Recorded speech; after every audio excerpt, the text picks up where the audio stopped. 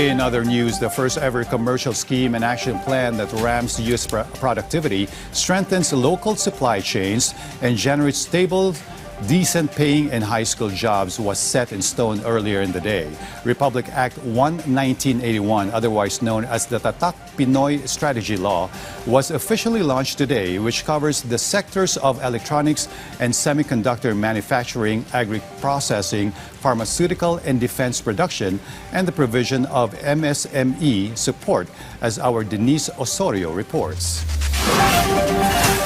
The nation's first long-term industrial roadmap was formally launched today.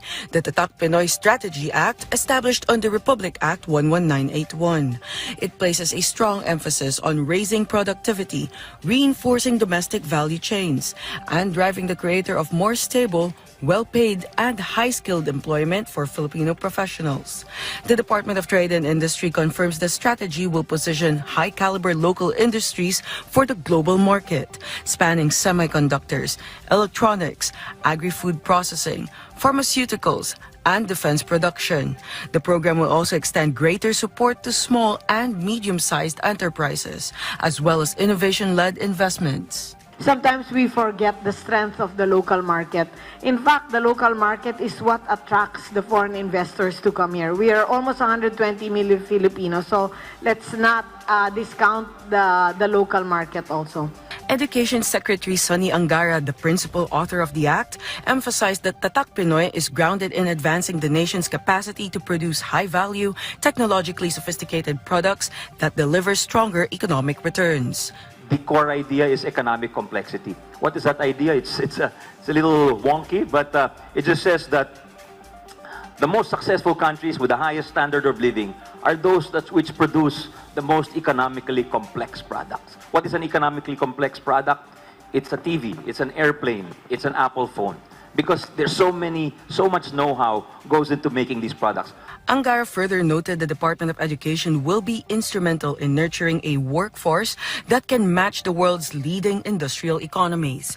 This includes a broader STEM talent pipeline and much closer engagement of partners within the industries to boost science and engineering capabilities.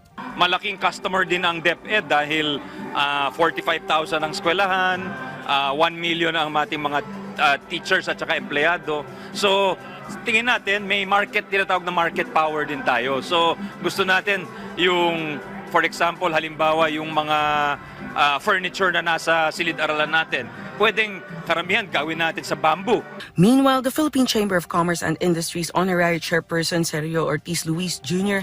stressed a robust statutory framework will be key in locking in local sourcing and strengthening internal supply networks, adding that the law will provide a lift to small businesses and increase the country's exporting clout over the long term.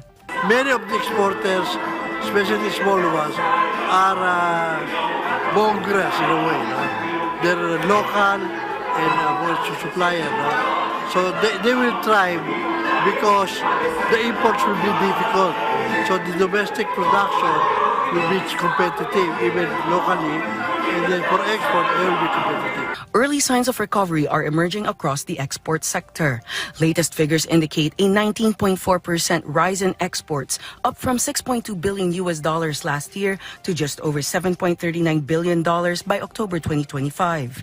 By 2040, the Tatak Pinoy Council projects the strategy could generate more than 11 million jobs and inject up to 8 trillion pesos into the economy through modernized procurement, more connected supply chains, and increased local manufacturing output. Denise Osorio for the National Television Network for a new and better Philippines.